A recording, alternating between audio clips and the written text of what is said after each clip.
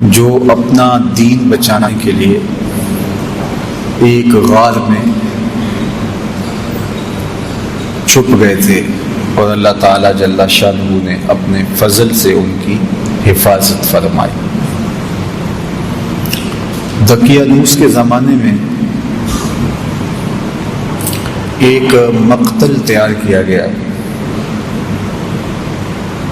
اور افسوس شہر کے اندر جو لوگ بتوں کی پرستش نہیں کرتے تھے ان کو اس مقتل میں لے جا کر کے قتل کر دیا جاتا۔ لوگ ڈرتے ہوئے بتوں کی پرستش کرنے لگے۔ اسی شہر میں صالح اور نیک خاندانوں کے کچھ لڑکے تھے جنہوں نے بتوں کی پرستش سے انکار کر دیا۔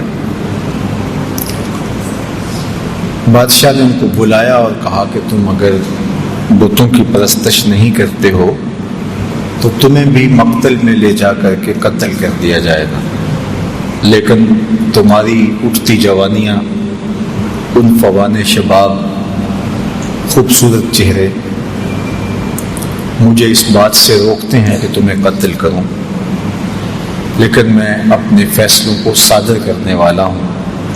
البتہ تمہیں 3 دن کی مہلت دیتا ہوں، تم سوچ لو ورنہ تمہیں بھی قتل کر دیا جائے گا۔ تو وہ نوجوان آپس میں مشاورت کرتے ہیں کہ کیا کیا جائے۔ کفر کو، بت پرستی کو تو کسی صورت میں ہم قبول نہیں کریں گے، دوسری صورت قتل کر دیے جائیں۔ راستہ یہ نکالا کہ شہر چھوڑ دیں اور کسی غار میں جا کے پناہ لے لیں۔ تو ان سب لڑکوں نے گھروں سے کچھ ضروری سامان لیا اور جا کے ایک غار میں پناہ لی۔ راستے میں ایک چرواہا ملا،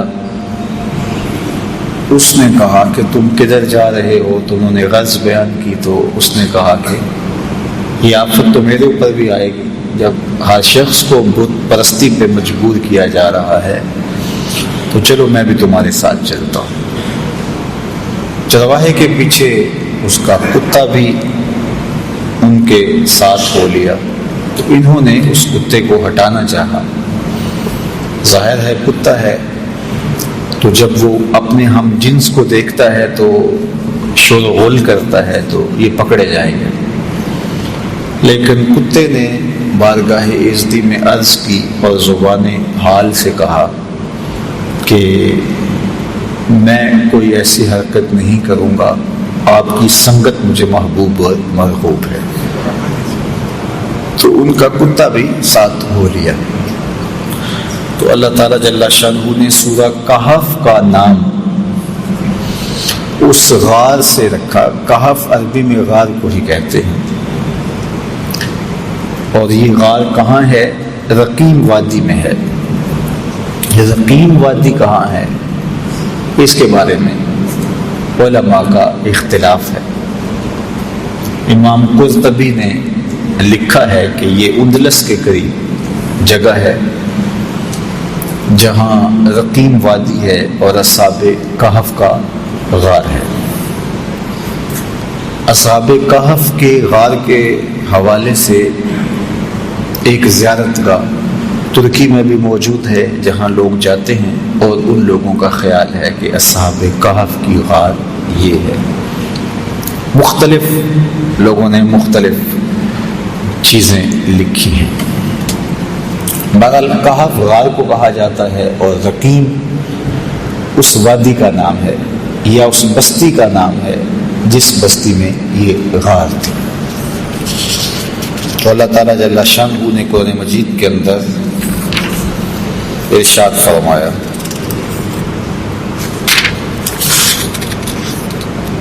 ام حسبت ان اصحاب الکہف والرقیم کانوا من آیاتنا عجبا۔ تمہیں معلوم ہے کہ پہاڑ کی کھو اور جنگل کے کنارے والے ہماری ایک عجیب نشانی تھے۔ اب بادشاہ نے جب سختی کی کہ لوگوں کو بت پرستی پہ آنا پڑے گا، تو اپنا دھرم بچانے کے لیے، اپنا دین بچانے کے لیے، اپنا ایمان بچانے کے لیے یہ چند نوجوان تھے جنہوں نے فیصلہ کیا کہ شہر چھوڑ دیں گے اور اپنا دین بھی بچائیں گے اور اپنی جان بھی بچائیں گے۔ شہر نہیں چھوڑتے تو یا دین جائے گا یا جان جائے گی۔ اگر بادشاہ کی مان لیتے ہیں تو دین سے ہاتھ دھونے پڑیں گے، اگر نہیں مانتے تو جان سے ہاتھ دھونے پڑیں گے۔ تو تیسرا راستہ یہ نکالا کہ دین بھی بچ جائے اور جان بھی بچ جائے۔ تو یہ اس غار میں پہنچے، ظاہر ہے منزل ان کی آگے تھی، تو ابھی یہ شام کو بھاگے تو رات 1 رات 2 رات وہاں قیام کرتے اور پھر آگے کہیں نکل جاتے۔ لیکن وہیں جب پہنچے تو ان کے اوپر نیند کا غلبہ آ گیا اور یہ اس غار میں سو گئے۔ جو ان کے ساتھ کتا چلا تھا وہ بھی غار کے دھانے پر بیٹھا، تو کتا بھی آغوش نیند میں چلا گیا اور یہ سوئے رہے، حتیٰ کہ 309 سال تک یہ نیند میں رہے۔ 3 صدیاں بیت گئی اور یہ نیند کی حالت میں رہے۔ اور اللہ جل شانہ نے ان اپنے پاک باز بندوں کے لیے اہتمام یہ کیا کہ ان کو بھوک اور پیاس بھی نہ لگی۔ انسان کو جتنی مرضی گہری نیند آئی ہو، جب بھوک لگتی ہے، جب پیاس کی شدت ہوتی ہے تو پھر انسان جاگ پڑتا ہے۔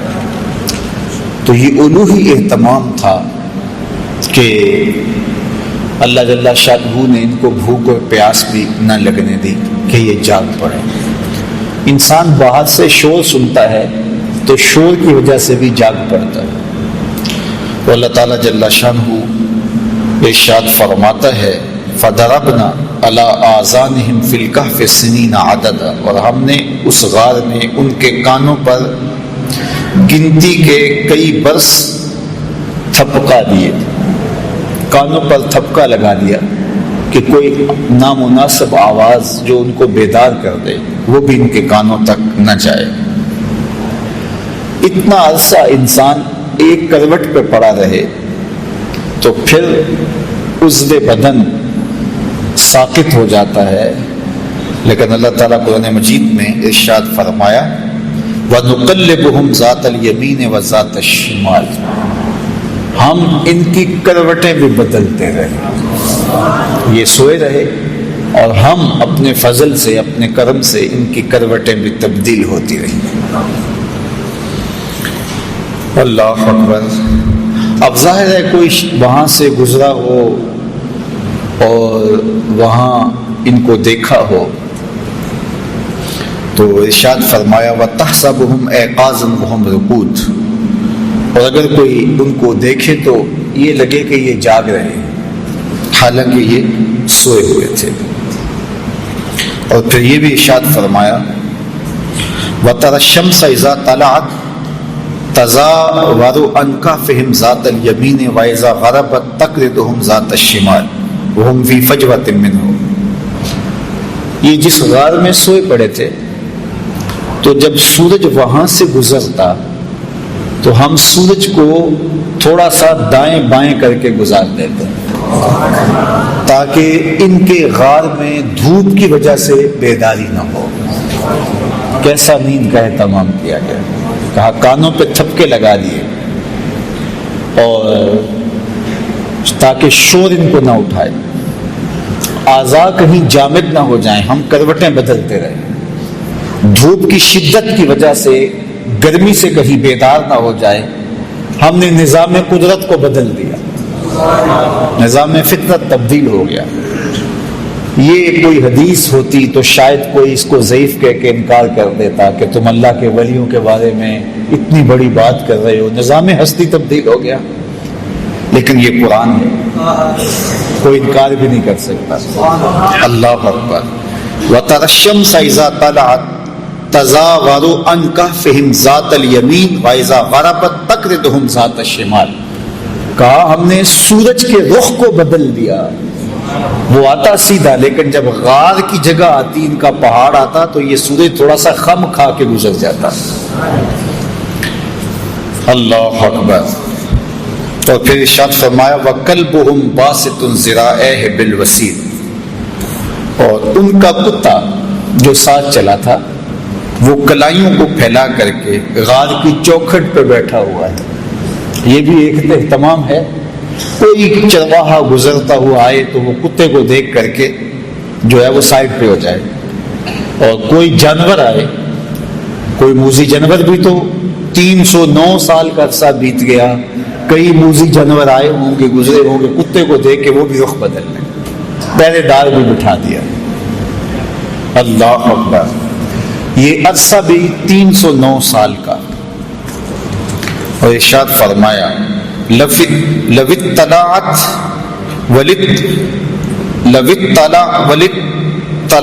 عَلَيْهِمْ لَوَلَّيْتَ مِنْهُمْ فِرَارًا وَلَمُلِئْتَ مِنْهُمْ رُعْبًا. اگر تو انہیں جھانک کر دیکھے تو ان سے پیٹ پھیر کر بھاگے، ان کی ہیبت تیرے سینے میں بھر جائے. ہم نے وہاں ایک خوف بھی رکھ دیا کہ کوئی اندر جھانک کر دیکھنے کی ہمت بھی نہ کر سکے. اللہ کے ولی سو رہے ہیں، قدرت نے الوہی اہتمام کر رکھے. سورج بھی رخ بدل کے گزر جاتا ہے، کتا غار کے دھانے پہ بیٹھا ہے، کوئی اندر آنے کی ہمت نہیں کر پاتا. ان کے کانوں پر ہم نے جو ہے وہ تھپکے لگا دیے، کوئی آواز بھی ان تک نہیں پہنچتی. دھوپ غار کے اندر جاتی نہیں ہے کہ وہ بیدار ہو جائے، بھوک اور پیاس کی شدت انہیں تنگ کرے اور وہ بیدار ہو جائیں، ایسا بھی نہیں ہے. اور وہاں ایک روب رکھ دیا، ایک خوفناک منظر تھا وہاں کہ کوئی وہاں جاتا تو خوف سے آگے نہ جاتا، ایک روب دل میں پیدا ہوتا تو وہ بھاگ جاتا. اور وہ کتنا عرصہ سوئے رہے وہاں؟ 309 سال تک. اللہ اکبر. 309 سال بیت گئے. اچھا یہ ابھی آ کے سوئے ہی تھے، کچھ عرصہ کے بعد افسوس کا بادشاہ دقیانوس مر گیا، اور اس کی جگہ اس کا نیا جانشین آیا، وہ مرا، پھر دوسرا جانشین آیا، اس کا انتقال ہوا، پھر تیسرا، چوتھا، پانچواں، حتیٰ کہ وہ سارا نظام بدل گیا اور بیدروس کا زمانہ آ گیا. اور یہ نیک اور صالح حکمران تھا، اور یہ اس بات کا خیال رکھتا تھا کہ لوگوں کو عدل و انصاف فراہم کیا جائے اور لوگوں کے عقائد درست ہوں، اللہ پر آخرت پر لوگوں کا ایمان ہو. لیکن ایک فتنہ اس کے دور میں بپا ہوا. کچھ لوگوں نے کہا کہ حشر اجساد نہیں ہوگا، یعنی قیامت کے دن روحیں ہوں گی جو اللہ کے حضور پیش ہوں گی اور ان کا معاملہ ہوگا، جسم نہیں اٹھائے جائیں گے. حشر ارواح ہوگا، حشر اجساد نہیں ہوگا. یہ مٹی کے اندر بدن مل جائے گا، گل سڑ جائے گا، تو کیسے دوبارہ مٹی سے بدن کو اٹھایا جائے گا اور پھر حشر اجساد ہوگا؟ یہ بات سمجھ میں نہیں آتی. مشرکین مکہ کی سمجھ میں بھی یہ بات نہیں آئی تھی، انہوں نے بھی یہی کہا تھا وَضَرَبَ لَنَا مَثَلًا وَنَسِيَ خَلْقَهُ قَالَ مَن يُحْيِي الْعِظَامَ وَهِيَ رَمِيمٌ. سورہ یاسین کا آخری رکوع اٹھائیے. انہوں نے بھی کہا کہ جب ہم گل سڑ جائیں گے، ہڈیاں مٹی میں مل جائیں گے، تو کس طرح دوبارہ ہمیں اٹھایا جائے گا؟ وہ کہتے تھے یہ بات سمجھ میں نہیں آتی کہ ہم دوبارہ زندہ کیے جائیں، دوبارہ ان اجسام کو اٹھایا جائے. اور نظر بن حارث کہیں سے پرانی قبر سے کوئی بوسیدہ سی ہڈی اٹھا لایا اور ہڈی اٹھا کر کے حضور کے سامنے آ کھڑا ہوا، اور ہڈی کو، بربری سی ہڈی کو یوں حضور کے سامنے توڑتا ہے اور اس کے ریزے زمین پہ گرتے ہیں، اور ساتھ حضور علیہ السلام سے مخاطبت کرتے ہوئے کہتا ہے ان ہڈیوں کو کون زندہ کرے گا جو میرے ہاتھوں کے معمولی لمس کو بھی برداشت نہیں کر پا رہے، ان کے ریزے ریزے ہو رہے ہیں۔ آپ جو دین لے کر آئے ہیں اس دین میں یہ ہے کہ ان ہڈیوں کو بھی زندہ کیا جائے گا، تو مجھے بتائیے ان ہڈیوں کو کون زندہ کرے گا؟ قل یحییھا الذی انشأھا اول مرہ وہو بکل خلق علیم۔ فرمایا محبوب فرما دیجئے یہ تو ہڈیاں ہیں، جب ہڈیاں بھی نہیں تھی جس نے انسان بنا لیا وہ ہڈیوں کو بھی زندہ کر لے گا۔ اب تو میٹیریل موجود ہے لیکن بکھرا پڑا ہے، میٹیریل ہے کمزور ہو گیا ہے، تو جب یہ ہڈیاں بھی نہیں تھی تو جب امر کن سے اس نے ہڈیوں کے بغیر انسان کو کھڑا کر دیا اور ہڈیاں پیدا کر دی، تو اب تو ان ریزوں کو جوڑ کے بنانا ہے، بکھرے میٹیریل کو جوڑنا ہے، تو اس کے لیے کیا مشکل ہے؟ تو بہت سارے لوگوں کی بات یہ سمجھ میں نہیں آتی، وہ کہتے ہیں کیسے ہو سکتا ہے؟ اللہ اکبر۔ تو اس زمانے میں بیدروس کے زمانے کے اندر یہ 300 سال کا عرصہ ہے دقیانوس سے بیدروس کے زمانے کا، مورخین نے لکھا ہے۔ تو اس زمانے میں حشر اجساد پہ بات ہو رہی تھی اور لوگوں کے دو گروہ بن گئے تھے۔ ایک طبقہ کہتا تھا کہ جسم بھی اٹھائے جائیں گے اور روحوں کو تو موت نہیں ہے، اور دوسرا طبقہ کہتا ہے کہ نہیں، جو گل سڑ گئے مٹی میں وہ کیسے اٹھائے جا سکیں گے؟ 3 دن کے بعد تو بدن پھٹنے لگتا ہے اور کچھ عرصے کے بعد ہڈیاں بھی گل جاتی ہیں، تو کس طرح جو ہے وہ دوبارہ اٹھایا جائے گا مرنے کے بعد؟ ہاں، روحوں کا حشر ہوگا، اجساد کا حشر نہیں ہوگا۔ یہ اس بحث میں پڑے ہوئے تھے، شہر میں یہ ہنگامے تھے، اس عنوان سے مناظرے تھے، طبقات تھے، اور ملک بیدروس بہت پریشان تھا کہ کس طرح قوم کو سمجھایا جائے۔ اور ادھر ان اللہ کے ولیوں کو سوئے ہوئے 309 سال بیت چکے تھے۔ اچانک ایک کی آنکھ کھلی، پھر دوسرے کی کھلی، تو چند لمحوں کے اندر یہ سارے جاگ کے بیٹھ گئے۔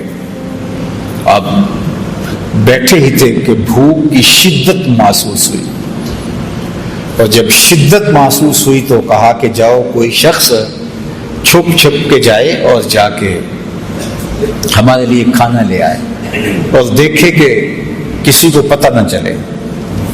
پہلے تو پریشان ہوئے کہ ہم کتنی دیر سوئے ہیں، بعض نے کہا دن کا کچھ حصہ سوئے ہیں، رات کو آئے تھے اور اب چاشت کا وقت ہے تو بس ہم کافی دیر سے سوئے ہوئے ہیں۔ بعض نے کہا نہیں، ہم شاید پرسوں سے سوئے ہوئے ہیں۔ جب دیکھا تو ناخن بڑے ہوئے تھے تو بال بھی بڑے ہوئے تھے، تو کہا ہمارا معاملہ کوئی عجیب ہی لگتا ہے، ہمارے بدن پہ اتنی تھکن بھی نہیں ہے کہ ہم مدتوں سوئے ہوں، اور پھر کیسے ہو سکتا ہے کہ ہم اتنی دیر سوئے رہے ہوں، اور جو ہے وہ کیسے ممکن ہے؟ تو پھر کہنے لگے خیر ہمارا معاملہ کچھ عجیب سا ہی ہے۔ اور انہوں نے پہلے تو بحث کی، قالوا لبسنا یوما او بعض یوم، پھر کہا قالوا ربکم اعلم بما لبستم، اللہ خوب جانتا ہے ہم کتنی دیر سوئے، چھوڑو اس بحث کو، بھوک کی بڑی شدت ہے تو کوئی جائے اور جا کے شہر سے چھپ چھپ کے چلا جائے اور کھانا لے آئے۔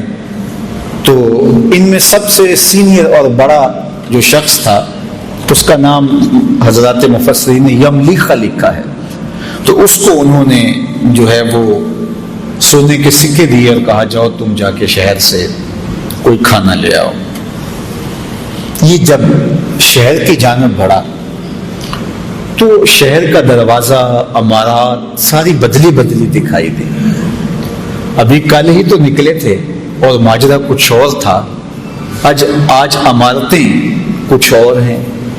آج سے 50-60 سال پہلے کوئی شخص یہاں راہ والی روڈ سے اتر کر کے یہاں کینٹ کے اندر کسی پرانی بستی میں آیا ہو اور 60 سال 70 سال کے بعد اگر وہ دوبارہ وہاں سے اترے اور یہ عمارتیں، یہ عالی نصب سڑکیں، یہ لشکار عمارتی مارکیٹیں، یہ جگہ جگہ باغات، پھوٹتے فوارے، وہ کہے گا یہ میں کدھر آ گیا ہوں؟ میں 80 سال قبل آیا تھا، یہاں تو یہ بستی ہوتی تھی، یہاں قبرستان ہوتا تھا، یہاں پیپل کا درخت ہوتا تھا، یہاں برگد کا سایہ دار گھنا شجر ہوتا تھا، یہاں کنواں چلتا تھا، یہاں کھیت تھے، یہ کیا منظر ہے؟ تو اب اس بات کو تو 300 سال گزر گئے تھے، تو حضرت یملیخہ جب داخل ہوئے شہر میں تو شہر کا نقشہ ہی بدلا ہوا ہے، لیکن جب لوگوں کو دیکھا تو شکلیں وہی تھی، ملتی جلتی۔ خیر، ایک عجیب حیرت ہے، ایک نانبائی کی دکان پہ گئے اور اس سے کھانا طلب کیا، انہوں نے کھانا دیا تو انہوں نے جب اس کو سکے دیے تو وہ حیرت زدہ ہو گیا کہ، اور غور سے دیکھا، کہا یہ تو دقیانوس کے زمانے کے سکے ہیں۔ اس کو لگا کہ اس کو کوئی پرانا خزینہ ملا ہے، پرانا کوئی خزانہ ملا ہے، اور انہوں نے کہا کہ یہ تو دقیانوس کے زمانے کے ہیں۔ تو اس نے کہا کہ یہ دقیانوس کا زمانہ نہیں ہے۔ کہا وہ تو 300 سال ہو گئے اس دنیا سے کوچ کیے ہوئے اس کو۔ تو کہا کہ یہ کیا تم بات کر رہے؟ اس نے کہا تم کیا بات کر رہے؟ تو جب جھگڑا طول پکڑتا ہے تو بازار کے لوگ جمع ہو جاتے ہیں، حتیٰ کہ کوتوال شہر بھی آ جاتا ہے اور پکڑ کے بادشاہ کے دربار میں لے جاتے ہیں کہ یہ نوجوان عجیب باتیں کر رہا ہے۔ کہتے میں یہ تم کیا بات کر رہے ہو، اس کا ذہن ٹھیک ہے، کیا ماجرا ہے؟ تو بادشاہ نے اس کو کہا کہ کیا ماجرا ہے؟ تو اس نے بتایا کہ ہم تو اپنا دین اور دھرم بچانے کے لیے شہر سے نکلے تھے، دقیانوس کا زمانہ تھا، تو اب یہاں بدلے ہوئے حالات، ہمارے پاس سکے ہیں، ابھی کل کی بات ہے۔ تو ایک وزیر نے کہا بادشاہ سلامت، دقیانوس کے زمانے میں کچھ نوجوان بھاگ گئے تھے شہر سے، اور ان کو گرفتار کرنے کے لیے دقیانوس نے کافی کوشش کی تھی لیکن نہیں ہو سکا تھا۔ پھر تختیوں پر ان کے نام لکھوا کر شاہی خزانے میں رکھ دیے تھے اور کہا تھا کہ یہ جب بھی پکڑے جائیں ان کو کڑی سزا دی جائے، تو کہیں یہ وہی نوجوان نہ ہو۔ تو وہاں سے وہ تختیاں لائی گئی اور اس کے اوپر وہی نام لکھے ہوئے تھے۔ تو حضرت یملیخہ کو بھی بات سمجھ آ گئی اور ان کو بھی بات سمجھ آ گئی۔ قرآن مجید نے یہ سارا منظر نامہ بیان کیا ہے۔ اللہ اکبر۔ پھر یہ لوگ بادشاہ سمیت یملیخہ کو لے کے ان کے غار تک پہنچے، اور جب لوگوں کو آتے ہوئے دیکھا تو یہ سارے گھبرا گئے کہ ہم پکڑے گئے، کیونکہ غار کے اندر موجود باقی لوگوں کو تو پتہ نہیں تھا کہ وہاں ماجرا کیا ہوا اور ہم کتنا عرصہ سوئے رہے۔ تو جب یہ بہت مضطرب ہوئے تو حضرت یملیخہ بھاگ کر آگے چلے گئے اور جا کے ان کو ساری کہانی سنائی کہ اللہ نے ہمیں عرصہ تک سلائے رکھا، اور پھر یہ بادشاہ کی قیادت میں آیان سلطنت کے لوگ جا کے اصحاب کہف سے ملے، ان سے ملاقات کی اور یہ ان سے ملے، اور پھر وہ جو مسئلہ تھا حشر اجساد نہیں ہو سکتا، حشر ارواح ہوگا، تو یہ مسئلہ بھی حل ہو گیا کہ جو رب بغیر کھانے اور کھلانے اور پلانے کے 309 سال تک ان بندوں کو زندہ رکھ سکتا ہے، وہ قبروں میں سے بھی اٹھا لے گا اور جسموں کے ساتھ اٹھا لے گا۔ تو یہ ان سے ملے، اس کے بعد ان کو دوبارہ طبی موت واقع ہو گئی، اور وہیں ان کو اس غار کے اندر ہی دفن کر دیا گیا اور آگے دیوار چن دی گئی۔ وہاں اللہ نے قرآن مجید میں ارشاد فرمایا کہ یہ سب وَكَذَلِكَ أَعْثَرْنَا عَلَيْهِمْ، یہ کیوں سب کچھ ہوا؟ لِيَعْلَمُوا أَنَّ وَعْدَ اللَّهِ حَقٌّ، تاکہ لوگوں کو پتہ چل جائے کہ اللہ کے وعدے سچے ہیں، وَأَنَّ السَّاعَةَ لَا رَيْبَ فِيهَا، اور قیامت کے قائم ہونے میں کوئی شک نہیں ہے، اجساد کا ارواح ہوگا۔ إِذْ يَتَنَازَعُونَ بَيْنَهُمْ أَمْرَهُمْ فَقَالُوا ابْنُوا عَلَيْهِمْ بُنْيَانًا۔ اللہ اکبر۔ فرمایا پھر وہ وقت بھی آیا وہاں کے لوگوں کا اختلاف ہو گیا، بعض نے کہا کہ یہاں جو ہے وہ عمارت کھڑی کر دی جائے، لیکن وہ لوگ جو غالب ہوئے انہوں نے کہا یہاں ہم مسجد بنائیں گے۔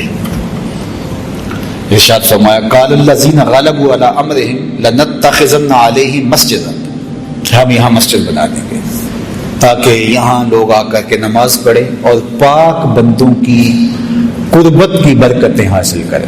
تو ان کو وہاں دفن کر کے غار کے آگے دیوار کر دی گئی اور ساتھ مسجد بنا دی گئی، اور یہ بادشاہ وقت کے حکم سے، آیان سلطنت کے مشورے سے یہ ہوا۔ اللہ اکبر۔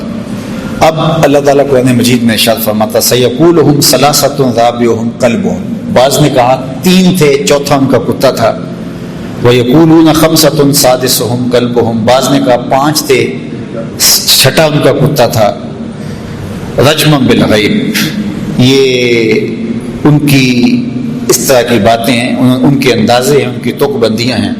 ویقولون سبعۃ وثامنہم کلبہم، بعض نے کہا کہ وہ 6 تھے اور 7واں ان کا کتا تھا، 7 تھے 8واں ان کا کتا تھا۔ قل ربی اعلم بعدتہن ما یعلمہم الا قلیل، ارشاد فرمایا کہ تمہارا رب خوب جانتا ہے، محبوب آپ فرما دو میرے رب کو خوب پتہ ہے وہ کتنے تھے، تمہارا موضوع نہیں ہے کہ ان کی تعداد کتنی تھی، تم اس میں الجھ کے نہ رہ جاؤ کہ وہ 7 تھے، وہ 5 تھے، وہ 3 تھے، چوتھا ان کا کتا تھا، چھٹا ان کا کتا تھا یا 8واں ان کا کتا تھا۔ تمہارا موضوع یہ نہیں ہے، تمہارا موضوع یہ ہے کہ مر کر دوبارہ اٹھنا ہے اور ایک ایک عمل کا حساب دینا ہے۔ بعض اوقات ہدایت حاصل کرنے کی بجائے لا یعنی ابحاث کے اندر مبتلا ہو کر کے ہدایت کو لوگ ضائع کر دیتے ہیں۔ تو کہا کہ تمہارا یہ رب خوب جانتا ہے، وہ 3 تھے یا 5 تھے یا اس سے زیادہ تھے، تمہاری کیا غرض، جتنے بھی تھے تمہاری نظر اس مقصد پہ ہونی چاہیے تھی کہ انہوں نے کفر کو قبول نہ کیا اور شہر چھوڑ دیا، اور تمہاری نظر اس پہ ہونی چاہیے کہ 309 سال تک بغیر کچھ کھائے پیے وہ زندہ رہے اور اللہ نے ان کو اٹھا لیا تو تمہیں بھی حشر کے دن اٹھا لے گا۔ اس کے لیے جو ہے وہ کوئی مسئلہ نہیں ہے۔ تو اللہ جل شانہ نے اس واقعہ کو بیان کیا۔